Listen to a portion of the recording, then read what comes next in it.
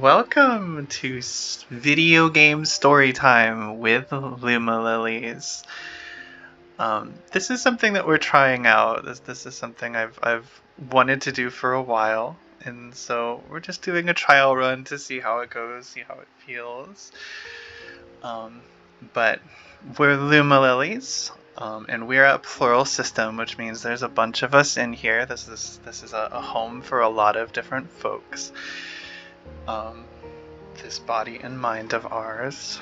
And we noticed when we were playing games that, it engages some of us, but a lot of us take in the world in different ways, A lot of us take in the world through what we hear, a lot of us take it in through what we imagine, some of us take it in through what we see, through what we feel. And we wanted to make playing a video game like this a group activity, so when we could all do together. We find a simple enough video game, and we make it a story that we can watch and participate in as a group. So what we'll do is we'll play the game, but we'll narrate some of the sights and sounds. We'll talk about what the characters might be thinking, and hopefully make it a very, very pleasant, cozy space. Yeah. So we'll say. I get a little nervous. I like to have, for anything that's a series like this, I really love to have like a repeated, intro that we always use. It lets you know that this is the space that you're in. It reminds me of LeVar Burton and Reading Rainbow, right? You don't have to take my word for it. Just always hear that, I'm in a space that I know. I'm in a space that's familiar. So we're working on ours. We'll see how it goes, but we're Lumalilies. We're going to be playing through this story together. We'll be taking it in with our voices, with our imagination, with our eyes, and with our hands. And we would love if you join us too. Alright, let's do it! This game is called Hua, I believe. So we're going to go ahead and start a new game. We've actually played part of this before. We figured that'd be an easier first run than going in fresh, but let's start. So we start our scene on what looks like a blue sky, and we're looking slowly down. Fluffy clouds come into view until we see our character, our main character. They look like a little red Santa hat with a mask. Very cute, very small. The Santa hat is marked with these engravings so that it looks like their mask face is surrounded by the petals of a flower. And their little hat body curls up at the very top in a little curly Q, with a leaf coming out. We find them asleep, drifting in the ocean, slowly moving towards shore, and they land and wake up to a world that they can walk on after a long snooze in the water. So we get off of our leaf, and the moment that we step foot on the shore, the entire landscape turns green with grass bursting out from the ground. Yellow flowers, look like sunflowers, sprout. And we think there must be something special about our presence here. We came here for a reason. So let's see if we can find out what that reason is together. The only way forward is deeper inland, away from the ocean that we're leaving behind. So let's see what happens next. We move with the ocean disappearing behind us into a beautiful meadow filled with different kinds of bushes and flowers that tower over our tiny little sock puppet body. And we can see some friendly looking bees floating, standing by as we walk past, watching us eagerly on our journey. Who's this? Who's this little fella who showed up here? Hopefully we'll find that out together. One of the flowers is huge, bigger than our body, and it looks like we can jump on it. That's good, because there's a big rock blocking our path, and I bet if we can jump on that flower, It'll help us get over the rocks. We do bend down, make a big ol' effort, and jump! Ah! Landed right on that flower. It's big enough to support our weight. We must be so light. Well, it's a good thing we made it, because we're tall enough to jump onto the rock now. And that's what we do. One more big exertion, and jump! We land on the rock. It's glowing with the sunlight shining on it. The sunlight is everywhere in this place, highlighting the hills with little gold brushes as we get deeper and deeper into this beautiful, colorful, flower-filled land. Once more, a giant rock blocks our path, but thankfully, lots of big flowers we can jump on nearby. This time, three arranged on almost like a little staircase we can jump on. So we jump on the first, and jump on the second, and jump on the third, and now that rock looks like we can jump to it pretty easily from here. So we give a big ol' heft, and we land on the rock. We'll keep navigating the meadow like this. It's starting to become natural to us. It's starting to become second nature, jumping on the little flowers as they blossom, higher and higher, climbing rocks this way, using the aid of the flower's height to get us around. We come over the next rock, and a friend, someone new waiting for us. A big black beetle, almost twice as tall as we are. They almost look like a rhinoceros with little husks and a green leaf that's been stuck on top of them. They have a shell, and their eyes are shaped like crescent moons and glow as such too. We talk to them. It seems like they've seen us before, but we don't remember them. Look who's here! I guess that's the voice I'm using. You are back, finally! Alright, so voice acting is not my strong suit. We'll work on that. Let's see.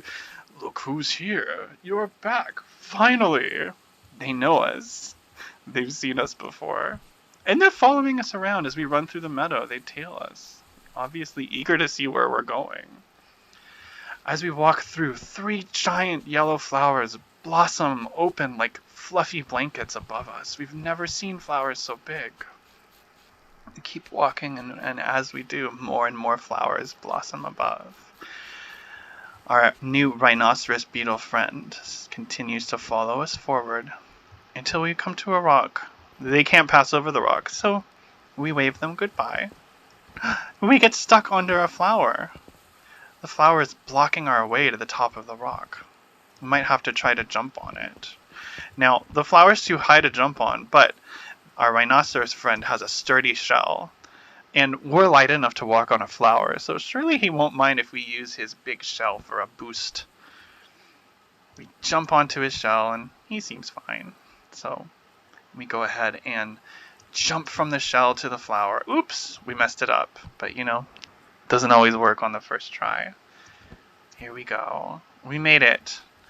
Now that we're here, now that we finally got atop the rock, it's true, our rhinoceros beetle friend can't follow us. So we wave goodbye, we look on, and wonder if we'll see them again.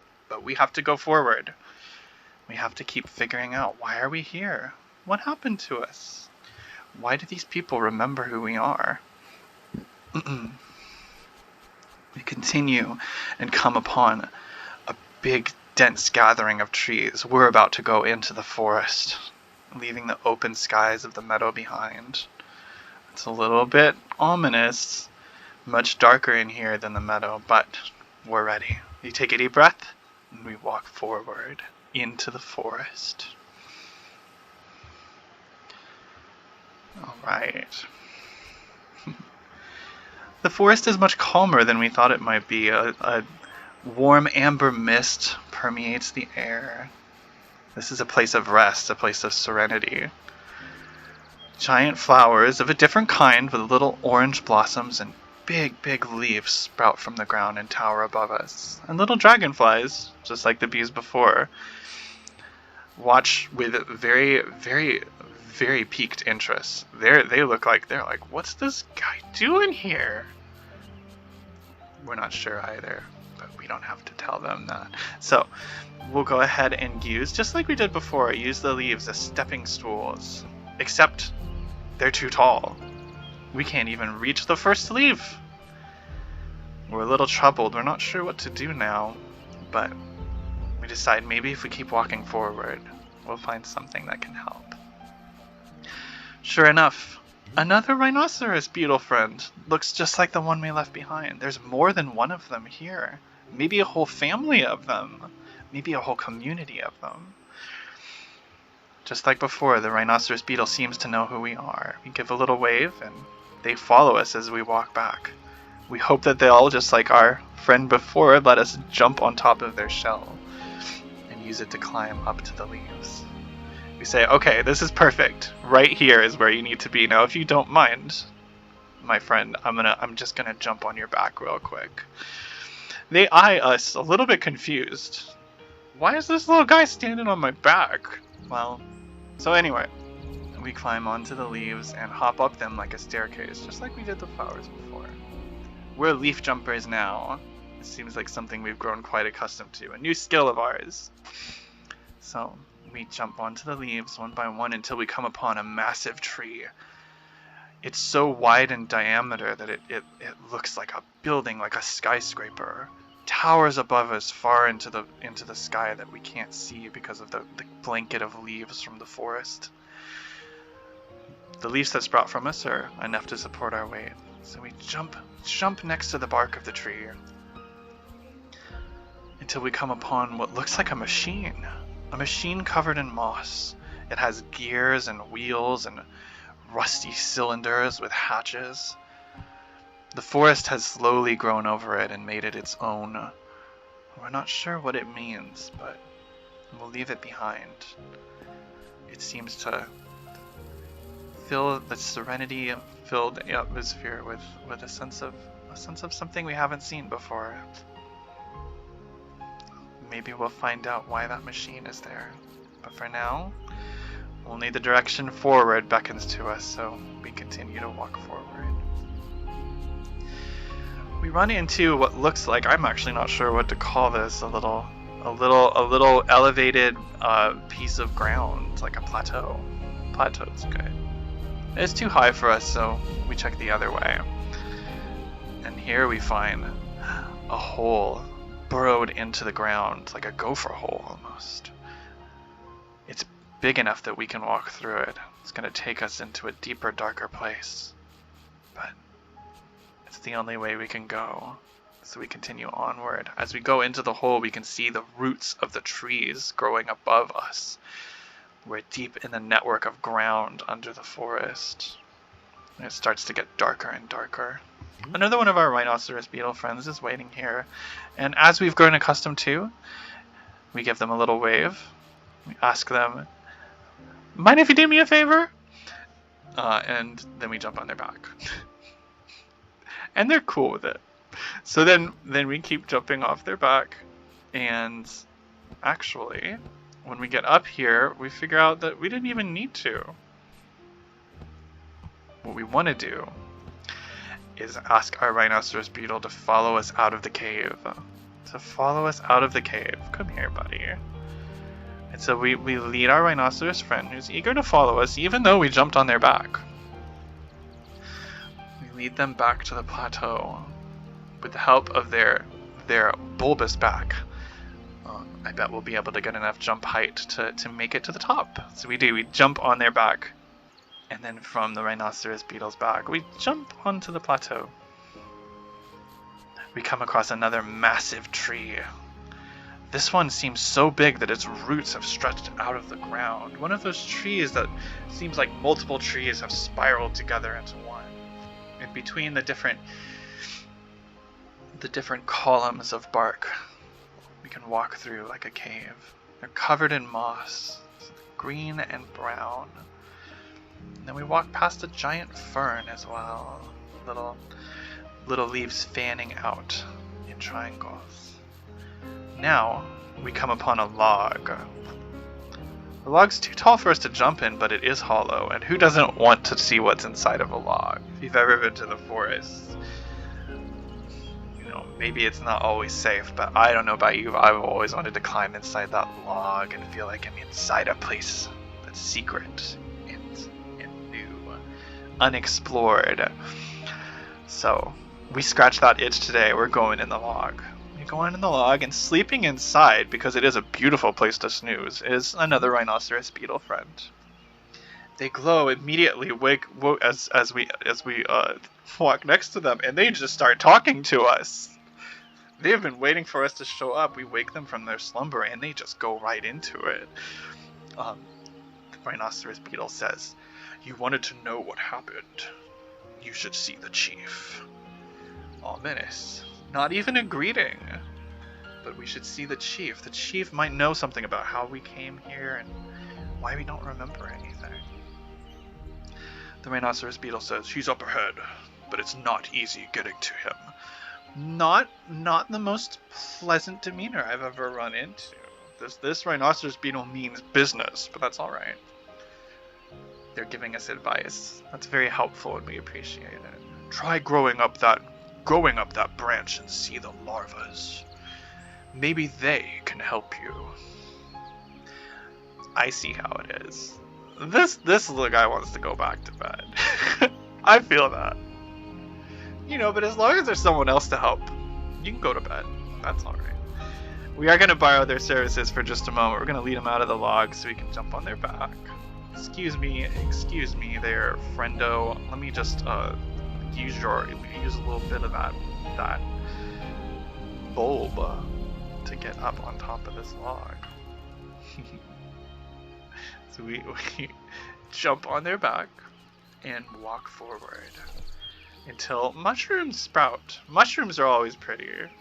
These ones have white stalks and yellow caps with little spots on them. And just like the flowers, they're big enough to support our weight. Thank goodness for all the vegetation. It lets us jump and get to higher places. From the mushroom, we're able to jump on a broken branch that's extending from the forest canopy. If it's sturdy enough, we can walk up it to a higher place, and thankfully it is. So we use the fallen branch like a staircase and climb higher into the forest until we come upon a new friend, a new kind of friend that we haven't seen before. They are green little slug, nice and plump, with a little mucousy membrane below them, and they too have eyes like a crescent moon. "Hi, my name is Bouncy. Jump on my back if you don't believe me." Well, I think this little slug has challenged us. I believe this slug. I think this slug's telling the truth. I think this slug means it when they say their name is Bouncy, and that's because sure enough, when we jump on their back, boing, we are hurtled high into the air. This bug wasn't. Whatever. This bug wasn't shitting us. This bug is bouncy. So we jump on their back. Boing. You can't do that.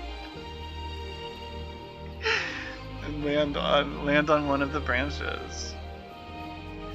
As we get higher and higher into the forest, the lights grow brighter as we near the sun. We wake up another slug friend. This one has observed something that they're sharing with us. This slimy slug that we run into. They say, "That middle thing up there is rather mean. He kicks everyone he sees." Hey, sometimes you gotta be like that. Sometimes we all go through that phase. So we're glad that the green slug warned us. We can actually see the robot that they're talking about atop the branch. They have a little red antenna, and they look eager to kick. They're like a spider with a body made of a compressed spring, and then a disc washer on top of that red antenna. We're a little hesitant to climb up to the branch they're sitting on. We don't want to get kicked, but we have to move forward, and thankfully, with dexterity and with prowess, kicks can be dodged. Kicks can be avoided. So we're going to try and give this robot its space, let it do its kicking thing, and let ourselves get through without a mark, because we would prefer that. We're going to go ahead and jump on this bouncy friend. Boing! And up we go. We land on a branch. We see the robot huffing, looking ready to kick. As we approach it, it charges us, but we jump right over it, and it misses us. In fact, we do a little flourish. It's tall enough that we could jump on its head and get on the leaf, and I am fine with jumping on this robot's head. They straight up tried to kick us for no reason, so I'm gonna do it. Jump, we land on its head, and it is kicking. It is kicking. It is not happy about us being here. But, you know, maybe you shouldn't have tried to kick me, buddy. At any rate. While it's enjoyable to see the robot kick as I stand on its head, I really should get on and keep going. So we use the height from standing on the robot's head to jump up to another leaf. At least we tried to, but we messed up. We didn't aim that jump right, and we got kicked. Now I'm mad. That was rude. We're gonna have to try again, though. It's the only way. If we're gonna make this jump, we need to lure the robot to the right a little bit before we jump on them. But we do it. We pull it off. We made it work. What a show of dexterity. I'm proud of us. After we stand on the robot's head, this time we can make the jump. We jump up to the leaf, and then jump up to another branch, and jump up to another leaf after that. Until finally, we found a friend that wants to follow us around. Unlike any we've seen, a tiny, tiny glowing butterfly. Maybe the first friend that we've seen that's smaller than we are. So far, we've been the smallest thing in this forest. It's pretty cool. But we've got a glowing butterfly friend following us around now. I wonder who they are. Why have they taken a shine to us? If you played Mario Galaxy, you know the Lumas take a shine to Mario.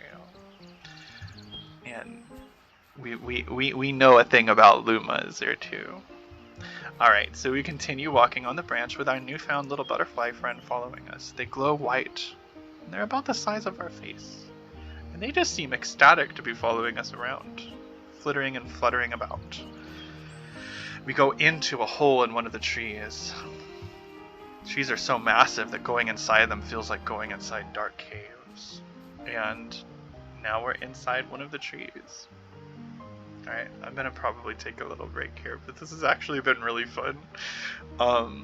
For us, I don't know if it's fun to watch. It's probably fun to watch for somebody who's looking for something very, very, very, like, cozy. You know, something to sleep through. And yeah, we'll work on it. We'll work on it, but glad we had an opportunity to try this. And I don't know if we'll share this. We may or may not. But, you know, it is good to use the old voice. It's something that, you know, growing up we didn't actually use a lot.